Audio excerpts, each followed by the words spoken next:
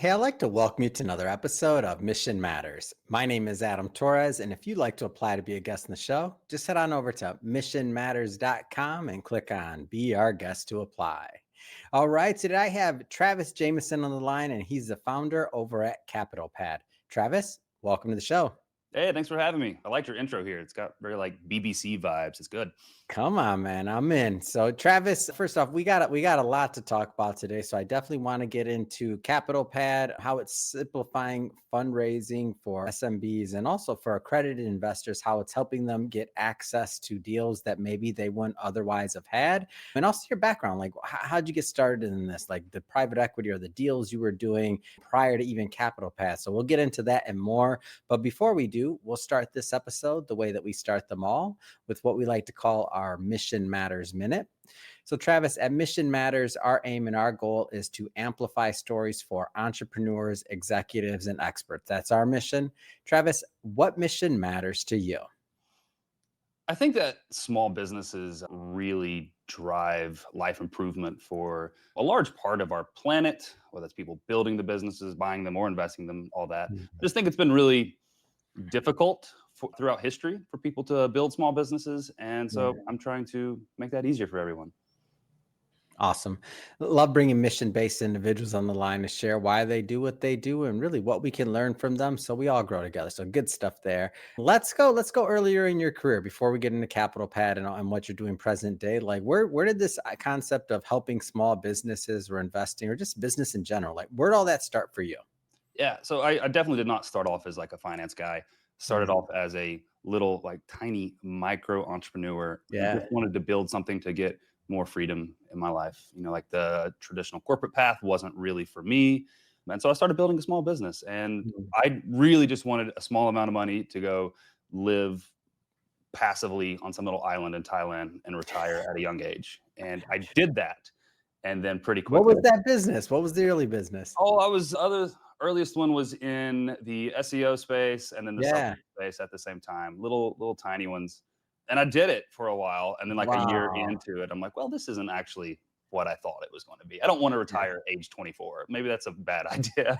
And so then just started building more things over time. Mm. Kind of use the stair step method where you use the profits from one business, either like the actual cash flow or you like sell Mhm. it to then build something bigger, and really fell in love with the not as much the money part of it, although that's very Mm. nice, but more just like the building part of it, like relentless Interesting. focus on these building these things. So I ended up building quite a large portfolio of different companies, been in everything Mm. from services to e-commerce to physical goods, SaaS, Wow. software was my largest exit, SEO company, communities, newsletters, like absolutely everything you can think of. No rhyme or reason to them. They don't, not in the same How did you used to source these ideas and be like, this is the next thing? Was it just you're in Thailand talking to a buddy that are like, hey, here goes this, or you're just hanging out and all like how'd you source these ideas, man? I don't think I sourced them from anywhere in particular. I will say that some of the early communities that I was in, one particular, like Oh. the Dynamite Circle is the name of it, still around, still awesome, still in it. Mm. That crew, I ended up meeting them in Bali randomly, and they kind of really changed my life. Wow. I think that interacting with others in the space, and when I say Mm. space, it's not like one industry. It's just like people who are thinking for themselves and trying to build Mm. stuff. Like that Yeah. just really opens up the flow of ideas. And so again, my ideas didn't come from anywhere. Yeah. They weren't related or anything. It's just you just think of them, and being around others like that makes it way more easy to execute. Like it's kind of normal. Like, oh, Yeah. I think I might do this thing, and they're like, okay, we'll go do it. Tell me about it next week. What you've done. Yeah. And What where what were there mentors or like whether in this group or otherwise that to even to execute on that stair step method you were talking about to roll that cash over those exits, that cash flow, however you're doing it, like easier said than done, right? Like like were there mentors? Like how'd that work out for you? Yeah. So I'm really simplifying. This is like a over a decade process of Yeah. building these things with lots A of little decade's not failures. that long though, No, FYI, right? Like not uh, nowadays. in the entrepreneurial world, a lot happens in a decade. Yeah, it does. In Yeah, 10 days, let alone a decade, right? I was on a podcast and where like the title of it was actually the 10-year career, and Mm, entrepreneurs can have a 10-year career and kind of like do it, but I think we're fitting in like 30 years worth of work into a decade, and with yeah, honestly, I'm not exaggerating. I Uh, agree. Yeah, but no, those guys from the community were actually kind of mentors. Like not exactly, like not like an Yeah. official role. It's just like expanding what you think's possible of hanging out with other Mm, entrepreneurs. So I can't recommend enough to just hang out with other entrepreneurs. And I mean, I even started a community of my own mm, specifically for that, to hang out with other entrepreneurial investors instead of like dynamite mm, circles just for entrepreneurs. I started one called Snowball for entrepreneurial investors to just like expand your mind of what's mm. possible instead of just like S&P 500, S&P 500, S&P Yeah. 500, kind of expand to like, oh, there's a lot of other ways to make money with your capital out there. Mm. At what point was it? Was there like a defining moment? Was it a buildup? Like, how did you at some point go from building these businesses, which started small and then, got larger and getting your feet wet in all these different industries, right? Because you were, I believe, the way you make it sound, you were pretty agnostic. You went after what you thought was going to work, make you some money, maybe, and or whatever interested you, whatever your process was. But at some point, you decided to kind of move into the finance side and think about raising capital. Like how slash when did that happen? Was it a moment or was it a buildup? How'd that happen? Yeah, so to be clear, I didn't start raising capital Mhm. till the very end, but I had several sold several of my companies along the way, and some of them were tiny. Some of them was like $100,000 one, and then they went on Yeah. up. So I had like 6 exits, something like that. And eventually just had enough capital, like it made sense to just start allocating. And so I took Mm, my existing companies that I still owned and kind of put more like a management teams in place. So I'm not yeah. necessarily the CEO. I'm still involved, but not like heavily. They kind of run it. And so I just freed my time to start allocating this capital to different things. I ended up going to like investing in just like every asset class you can imagine. Obviously, more of the traditional finance, like everyone else, which is Yeah. like a very good pillar for everyone's finances. But then also in some more of the alternatives. And when I say alternatives, I don't necessarily mean like investing in sneaker collections and Pokemon cards. Like I don't Yeah. really believe in that. That's more speculation. But some of the like the venture capital stuff, the real estate stuff, the private equity stuff, and started going through there. And then slowly but surely, kind of more of like instead of adding more and more, I whittled away things that didn't really Mm, align with what I think makes sense in the world, what I think produces the best risk adjusted returns. And it kind of ended up where I am now, which is in small business, which I'm happy to tell you like why I think that's the case. yeah. You're the Well, boss. why? I mean, why? Like, why? What led you to it? Like, what was that moment that you're like, small business needs this? Yeah. So I think so we'll go over a couple of the assets. Real estate, I don't love it, but I would never really be against anyone who does love it. But I think the Mhm. returns aren't that great overall. It's very much like a leverage play, and as we've seen the past couple of years with interest rates going up, like a lot of real estate plays just got destroyed. So that's the play, and it's such a very sophisticated market to where everything's down to the single percentage cap rate movement and stuff like that. Mhm. I'm not a real estate guy. I have nothing to add. From the venture capital space, it's very interesting and it's exciting and it's kind of sexy, but I honestly don't think the returns are that great. I think historically they've been really good, Mhm. but I think so much capital has entered a space that has like a confined amount of ability to deploy that the Mhm. returns have been just like diluted away.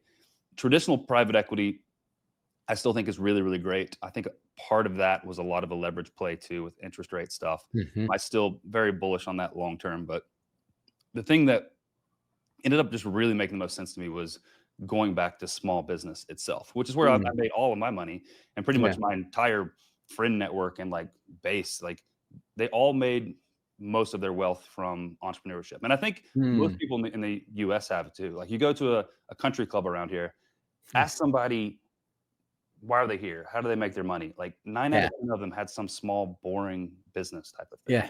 Now, the question from the investing point of view is like, how do you invest in that? Right? That's Mhm. been the difficulty. You can't just, but this guy at the country club has like a dumpster service. Mm. Historically, you couldn't just go and say, oh, can I like buy 10% of your dumpster service? Like Yeah. you can't really do that. And so when I naturally kind of like poking in this space, like how do I build a diversified portfolio of Mm. passive small business investments, and kind of found this what is like the search fund and an independent sponsor space, which is where I'm Mhm. investing in now. A Yeah. long way to describe that. So when you were first getting started in that space, like, how did you get into deal flow? Stay in the early days just a little bit longer of that space. Like you're making those initial investments. Like, how were you making some of those decisions? Because I'm guessing, I mean, I don't know this, but I'm guessing they weren't all winners, right? Like there's different things that happen in some of in these this companies. Like, yeah, in when you small first started investing. Yeah, when you first started investing, even before CapitalPad. Okay, yeah, in the small business space, it's incredibly difficult to get access to good deal flow, as I found. Yeah, that's what I'm Um, getting at. Like deal yeah, flow is not easy. Like you said, you can't just walk up to the dumpster guy and say, "Hey, how much are you making? Is it a good business? I want in." Like it doesn't work that way necessarily. yeah. I think very few people even know it's an option. So some Mhm. people have heard of search funds. Yeah. Fewer people have heard of independent sponsors, and I guess I should probably define these for people. Yeah. So there are three different types of, we'll call investment types in Mhm. this like small business SMB space. One is called the traditional search funds, and this is what people have heard of. A lot of these Yeah. come out of like the Ivy League MBA programs and stuff like that. And traditional search fund is you have some talented individual and they're going to raise a little bit of money from people to go and search for like a year, maybe 2 years to find this company to buy. And I say company, Mhm. maybe it's like worth 10 to $20 million company. It's a historically very profitable, kind of Yeah. boring company. And they find it. And, the person selling it's probably retiring is the traditional avatar. It's not always the case, but that's the Mhm. traditional avatar. Maybe it's a little machine shop or an HVAC company or a little plumbing company or anything like that, home service. You never know. And so they go and buy that. And once they find it, then they go back to the investors and the investors chip in for the rest of it. Now, the person who Mhm. found it and bought it, they get a meaningful chunk of the equity for that. They're Yeah. now partial owners and the investors own the rest. So that's the traditional search fund. Mhm. The self-funded searcher way, which has become way more popular last year. It's like the ETA space, like Mhm. entrepreneurship through acquisition, a lot of people have heard of. It's kind of the same thing, except just one person, they go, or one person, a team of people, they spend their own capital and time. Sometimes it's part-time, sometimes it's full-time off of savings. And they Mhm. go and find the business, they diligence it, they get it ready, they put in the LOI, they get accepted, and then they go and raise the last little bit of money. A lot of them are Mm. using SBA loans combined with finding investors like myself to invest in it. Mhm. And the last group is like independent sponsors. Those are Mm. frequently former private equity people Yeah. who decide to go out on their own. And so they're also called like fundless sponsors, or as mentioned before, like they sometimes call them funless sponsors Yeah. because they don't have a lot of fun at first. It's kind of a hard job. It Um, sounds difficult. so they essentially go out on their own, find a big deal, put it together. They find, they put a CEO in place, they raise the capital from investors, and these are much bigger deals frequently, Mhm.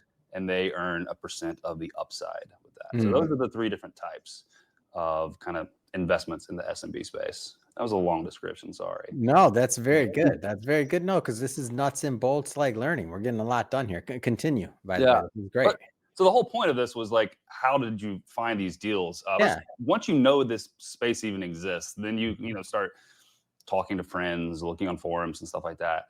And it's quite difficult. So I started Sounds getting, like it. Talking to because first off, you have an exceptional network, just even based off of what you were doing before. You were a natural, or if it was or was not natural, you were part of communities. You had a great network of entrepreneurs that you work with. You built businesses, you sold businesses. So you were already kind of in that worldly space.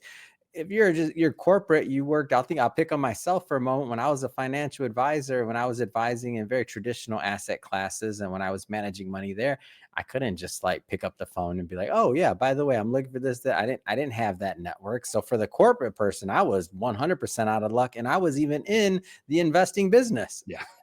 So just throwing that out there. So go ahead. Yeah. And to make it even worse, there's also a divide between what we'll call like 0 to 1 entrepreneurs, think more Yeah. startup people, and then people buying the businesses in the ETA, entrepreneurship through acquisition space. Yeah. There's a big divide. They're not the same people, nor should they Not be, at all. by the way. Yeah. So just through hustle over time, I started getting access to enough of these deals. Like there's no easy Mhm. way. You're just kind of networking and being on forums and talking to For people, sure. stuff like that. And started finding some of these, started investing in these myself like several Yeah. years ago. The returns on these are just incredible. So Mhm. Stanford, it actually puts out a annual search fund study, and you can go and look it up. Like it's completely public, Mhm. and the returns of search funds are just astronomical. They've Mm. been, the average is 30 it's either 35 or 37% IRR return. So that's Mhm. internal rate of return. Basically like your annual compounding return rate is like 35%, which is, Wow. for any Mhm. asset class is unheard of. The failure rate is relatively low. Mhm. Now it's certainly higher than say like a public company, but Yeah. infinitely lower than venture capital, for example. Mhm, mhm, But it kind of works with the return profiles of these. mm. Yeah, so started investing in these, and eventually enough people of my friends were like, "Dude, these deals are amazing. Like, can I invest with you?" Yeah. And started having them tag along, and it kind of like led to the formation of CapitalPad eventually. But we can go Yeah. wherever direction you want. Regardless, whether it's capital, in this case in CapitalPad, or if it was somebody, when I love when somebody, an entrepreneur, is out there, there's a problem, they're kind of solving it for themselves. Maybe they stumbled upon it. Like even our company, I'll like before COVID, we were more, I say 90% media brand and then 10% book publishing. It was just Mm. something that it was our beginning where we started in book publishing. This all started from a book I wrote, the entire company. So now what becomes interesting to me is during COVID, that's when people start asking us, "Hey, can you help us start a podcast?" And I was like, "No," but then I thought about it and I'm like, I'm not traveling. We got our, there's some bench time that's available. We'll be upfront and tell people, we haven't started it for other people, but we've done it for ourselves. Obviously, that's why you're coming to us. And now to date, we've launched over 200 shows for businesses and for other companies outside of even our platform. And the agency side on the back end is it's meaningful. And what's interesting about that is that was all just based off of us solving a problem. Like that was it. We weren't even going to be in the agency business. It wasn't even a thing. So for you, when I hear this story, I'm like, it's amazing. So you're out there just investing for yourself. You're still talking. I wasn't there obviously, but I can hear the conversation. Like you're talking about it, you're showing the deal. Yeah, I'm on this one. I'm on this one. They're like, dude, come on. Like, how do I, like, okay, you're telling me about it, but how do I get in? And then, all right. So now I think that takes us almost, or if I'm not there yet, let's go present day to CapitalPad. So you get the idea what's next. I got 1 second. I know Yeah. you're trying to interview me, but can we rewind? Can you tell me how you've launched 200 shows and what you do for people? Like, by the way, anybody Um, watching this, he didn't ask me to tee him up like this. I'm just really Yeah, I'll interested. just say I was interviewing people just like this, and then they're like, "Wow!" Like, okay, so I'll give you an example at Travis, and this is how many shows have you been on, roughly, because I Uh, know you do them. yeah, like 50. I don't know. So, okay, you've been on 50. Let's just say that out of those 50, and I'm not calling them out, and you don't have, this is rhetorical. There's Mhm. probably a certain amount of those that you've been on where you're like, this is different. Most, when somebody comes on our show, sometimes they have that feeling and they say, this is different. And then they start asking questions, and then they're like, hey, can you help us launch a show? Or can you, it's just different. It's attraction. They feel different. Our processes, my back end, I come from finance. So I built the back end of this company like a financial advisory firm. So why is the process and the distribution and everything different? Because it was built like a financial advisory company. So I wasn't from the media space. So when you even come on this show, it feels different. The It, back end, the process, the so design, everything else. And you're like, wait a minute, how big is this company? How small is this company? How is this? So based off that, I don't want to say it's FOMO, but it's just like if somebody was thinking about it, if you were thinking about it, if you don't already have it all set up and tweaked or perfect the way you want it. We've had people that come on the show, they're like, man, I have a podcast and it's not like what you guys are doing. Can you take over? Like, and we can say yes, but that's the long and short of it. It wasn't a plan. It was just us trying to be better for our audience. Our processes got better over time. We've been in the business now going on a decade. And I've done over 6,000 interviews. So you look at the processes that even just that production does. Now you add the other shows and then it becomes interesting. So that's the long and short of it, to where it's like so that's how it happens. And then more people come, and then we say, okay, well, let's see. all right, that's a great answer, and I'm going to be talking to you afterwards. And be like, hey, Circling, oh man, circling back to oh CapitalPad, yeah, but yeah, yeah. so now you got the idea, and now it's about time to maybe to launch, or you're thinking about putting the platform together. Like, what's the vision? Where do you go from there? let's go into the problem we're trying to solve. So, Yeah. first of all, the capital pad's like a two-sided marketplace. So, if somebody's familiar with like Angel List, which is a place you can go to invest in venture capital deals, CapitalPad kind of rhymes with that just for the small business space. But Mhm. because the two-sided marketplace, I kind of identified the pain points for each side. So on Yeah. one side, there's this group of searchers or sponsors, as they're called, essentially the people who are buying these companies. Again, think of somebody buying a HVAC company worth 10 million bucks, right? Yeah. The way it generally works is they find the company, they've diligenced it, they're ready to go. They're talking to like loan brokers to get like the debt piece of the acquisition lined up. And then they've got to find investors. And so Mm. they scour the internet, they scour the forums, they get all these contacts and they send like, 100, 200 cold emails. And then they've got Yeah. to send an NDA for each one, which is Mhm. accepted in this space, not in the venture space, but in this space it's normal. Mhm. Send an NDA, then hop on a Zoom call for each one, and then eventually, hopefully, they find enough investors to do it. And then when it Yeah. comes time to close, they're sending out a million different like operating agreements and like contracts to sign, and then a dozen different wires from different places. Mm. Once they've closed, they're sending like different tax returns and like distributions. It's a freaking mess. Yeah. So CapitalPad, from their perspective, is one place. They go, they post the deal. If it's Mm. approved by us, which we curate heavily. If it's Mm. approved, now the whole process is automated. We send it to a bunch of investors. Mm. They see a teaser, they sign an NDA automatically, then they get access to a full interview, a full deal room. Simplifies it. If they want to invest, they click the invest button. We wrap everybody up into one entity and they invest in Yeah. there. So from the sponsor perspective, that's what we're solving for. From the Mhm. investor perspective, so to be clear, it's only for accredited investors. Yes. Yeah, Mhm. very clear, only accredited investors. Accredited Mm. investors, instead of not being able to get access to these deals, which is the hardest hurdle, but then once they did, like the presentations were everywhere. Again, you're having to do this so much back and forth via email. Yeah. It's non-standardized terms. You don't really understand the governance if you're not in here. You don't know how to build in Mhm. investor protections. We've kind of like streamlined all of this. So now it's just a platform. People log in, Mm. like whenever there's a new deal, they get it sent to them. They Yeah. log in, they see the teaser, they like it, they sign the NDA, they get access to all the stuff they need. They Yeah. want to invest, they put in the number, they click invest. That's it. It's just like Wow. totally simplified. Yeah. And this is what I How wanted for myself. And I said all along, even if I didn't own this, I want this to exist in my Yeah, own for sanity. yourself, for your own investing. Yeah. Yeah. There's no other way to build like a passive portfolio of small businesses. Yeah. No other way. Yeah. I want to take this. So again, there's two sides. I want to take this question from both different angles. We'll start with, just for the sake of, let's start with the investor side. Cool. So investors, you mentioned accredited. What types of investors and or individuals do you feel are correct for the platform, specifically from the investor side for the moment? All right. So we've got two groups on the investor side. First, we have, we'll say the big ones, the funds, the Yeah. family offices. These are people writing very meaningful checks. Think Yeah. $750,000 or more checks, which Mhm. is kind of small in their space. They get direct access to these. They just use our platform as like we just give them the leads essentially. Yeah. And we don't charge them for it. Then there's the like more of the what I call retail accredited investors, which includes myself. Mm. And we're just high net worth individuals who are interested in these deals. A lot of times they are entrepreneurs or Yeah. somebody that understands small business a little bit. Like if someone has no relevance or no backing with this type of asset class, it's harder to connect how these deals make sense. But if Mm. you've ran a business for a few years or made some money that way, this you can like see a business and you can kind of understand pretty quickly like, oh, is this something that makes sense or not? Mhm. And the idea is to just make it easier for those people to allocate capital to these deals. So Mhm. those are the two groups that we're targeting. Yeah.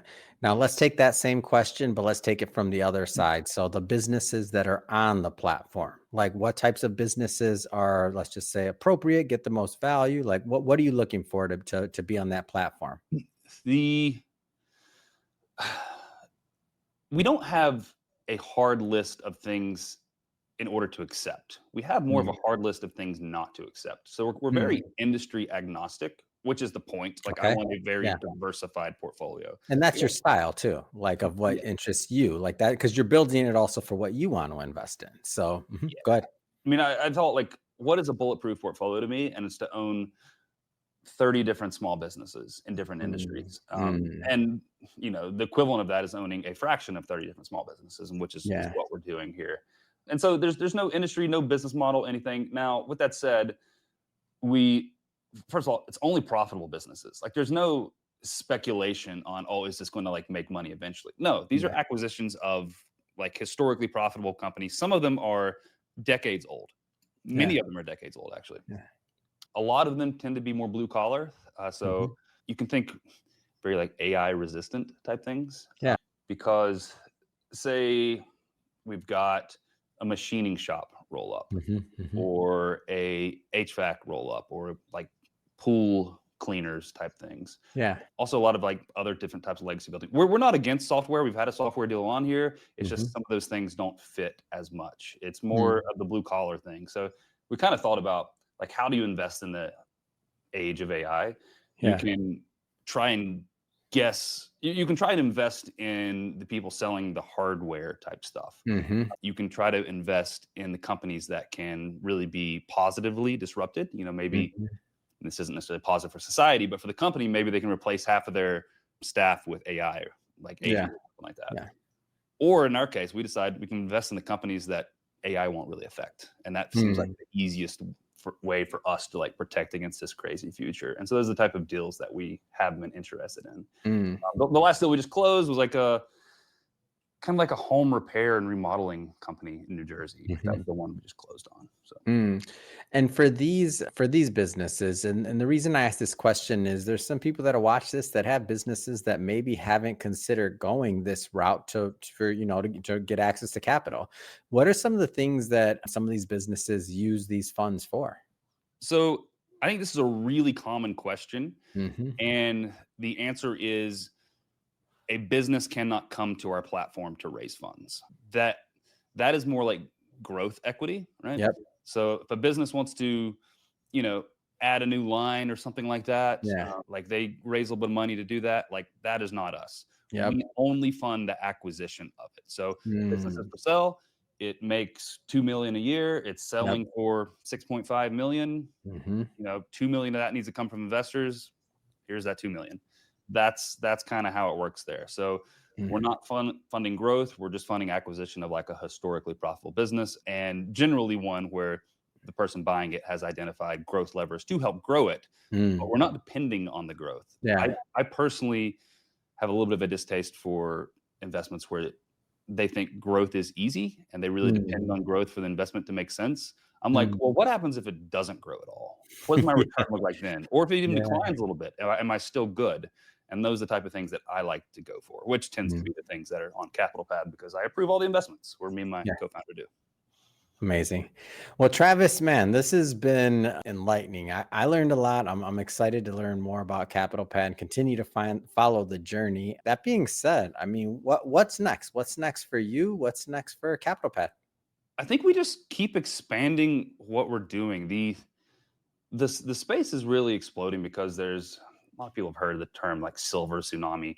There's, I think, like roughly like 10 million businesses in the US. Maybe I just messed up that stat. But anyway, there's a crap ton of companies Yeah. that have to be sold over like basically the next decade because people are retiring, Yeah. They They're, gotta retire, man. At some point, they gotta be gone. they're 70 years old. It's a good company. There's no Yeah. succession plan. The kids don't want to run it, or they don't have kids or whatever. And so these businesses have to be sold. And this is kind of funneling like the new age of like entrepreneurship and growth Mhm. in like our country. And we're facilitating those. And I think at the same time, this is one of the most attractive asset classes that exists for accredited investors. And so Mm. I think we're the only ones actually enabling people to do this. Instead of having to invest in like speculative ventures based on future maybe profits, it's more like, oh, this company's been around for 4 decades. Like, Yeah. let's own part of that.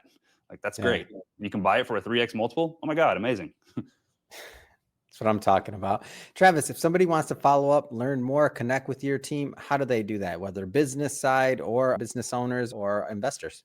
Yeah, capitalpad.com. You Mhm. can basically choose your own adventure. If you're an investor, you can go on that path. If you're a sponsor or a searcher, you can go on that path. Follow me on any of the socials, Twitter, just Travis Jamison, search it, or LinkedIn, same thing. Like, I'll be the first person that pops up. Yeah. Follow me there. Reach out anytime. I'm happy to chat with anybody. Fantastic. And for everybody watching, just so you know, we'll definitely put the links in the show notes so you can just click on them and head right on over. And speaking of the audience, if this is your first time with Mission Matters and you haven't done it yet, hit that subscribe or follow button. This is a daily show. Every day we're bringing you new content, new ideas, new interviews, and hopefully new inspiration to help you along the way on your journey as well. So again, hit that subscribe or follow button. And Travis, thanks again for coming on. I appreciate it. It's great. Have a great day.